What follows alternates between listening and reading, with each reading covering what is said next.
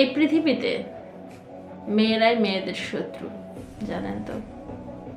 পুরুষেরা শত্রু একজন মেয়ে। কি ভাই, ঘরে এত সুন্দর স্ত্রী থাকার পরেও কি পান আপনারা বাইরের মেয়েতে? আর কিছু মহিলা আছে, তার পুরুষের সঙ্গে, তার স্বামীর সঙ্গে ভালো সম্পর্ক থাকার পরেও স্বামী সব কিছু করছে বউয়ের জন্য, তারপরেও অন্য পুরুষে আসক্ত হচ্ছেন কেন? আপনাদের কি মৃত্যু ভয় নেই?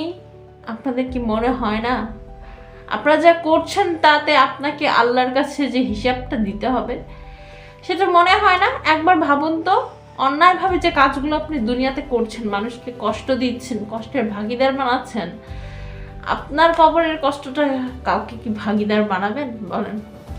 চিন্তা করবেন, যত পারেন নিজেকে অনেস্ট রাখবেন।